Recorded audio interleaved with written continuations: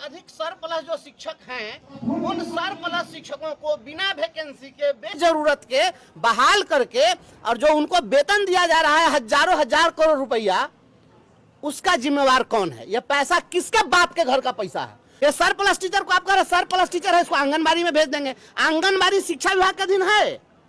जरा शिक्षा मंत्री से पूछिए कि आंगनबाड़ी जो है यह तो समाज कल्याण विभाग में आता है, तो इस शिक्षा विभाग में कैसे उसमें से उसमें फेंक देंगे?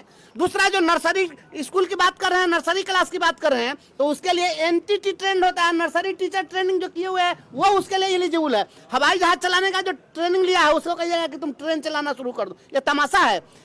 जब से शिक्षा विभाग के अधिकारियों के द्वारा सरप्लस शब्द की उत्पत्ति शिक्षा विभाग में हुई और इस पर माननीय मंत्री के बयानों का जो लगातार सिलसिला दिखा गया, उसके बाद शिक्षा विभाग में शिक्षकों और शिक्षकों की प्रतिक्रियाओं का एक अलग स्वरूप देख रहा है।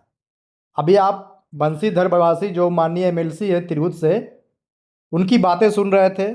वे साफ साफ कह रहे हैं कि ये सरप्लस क्या है, शिक्षक सरप्लस में बहाल कैसे हो सकते हैं, किसने किया बहाली है? जब बहाली ही नहीं थी तो बहाली क्यों हो गई, कैसे हो गए सरप्लस?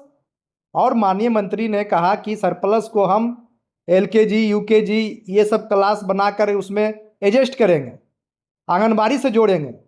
तो फिर माननीय एमएलसी बंशीधर बवासी ने कहा कि फिर पढ़ाएगा कौन? आपके जो शिक्षक है वो तो एनटीटी ट्रेनिंग लिया नहीं, नर्सरी टीचर ट्रेनिंग कोर्स किया नहीं, सभी लोग डीएलएड बीपीएड बीएड ये सब किए हुए। तो फिर मानक के अनुसार पढ़ाई कैसे होगी, डिग्री के अनुसार पढ़ाई कैसे होगी?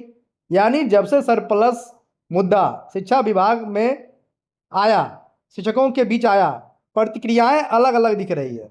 आखिर ऐसी नौबत आती ही क्यों है? अभी से पहले तो सरप्लस वर्ड नहीं सुना गया। हो सकता है कुछ हजार शिक्षकों की बहाली ज़्यादा हो गई होगी, उस समय संख्या बच्चों की अलग अलग संख्या में दी गई होगी विभाग को और उस आधार पर बहाली हो गई होगी। लेकिन ये सरप्लस वर्ड लाने का क्या आवश्यकता था? अब यह सरप्लस सरप्लस सरप्लस, कोई बोरो प्लस कोई प्लस कहते दिख रहे हैं।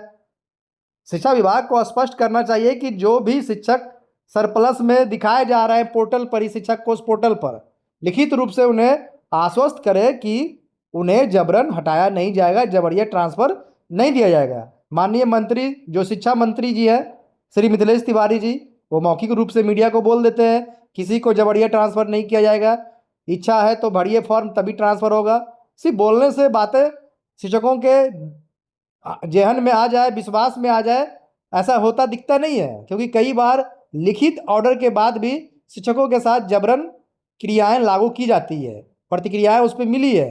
तो ऐसे में अब विभाग की और माननीय मंत्री की यह जवाबदेही है कि जो शिक्षक सरप्लस में है, जिन शिक्षकों के बीच हाहाकार मचा हुआ, या जो नियम कायदे कानून है वो लिखित रूप से शिक्षकों के बीच लाए और एक मजबूत संवाद स्थापित हो शिक्षक और विभाग के बीच, उसे माननीय मंत्री की भूमिका अहम होनी चाहिए। तो आप देख रहे थे टीचर जंक्शन यूट्यूब चैनल। ऐसे ही खबरों के लिए टीचर जंक्शन यूट्यूब चैनल को सब्सक्राइब कर बेल आइकन दबाएं। फेसबुक पर हमारा वीडियो देख रहे हैं तो टीचर जंक्शन बिहार को फॉलो करें। बहुत बहुत धन्यवाद, नमस्कार।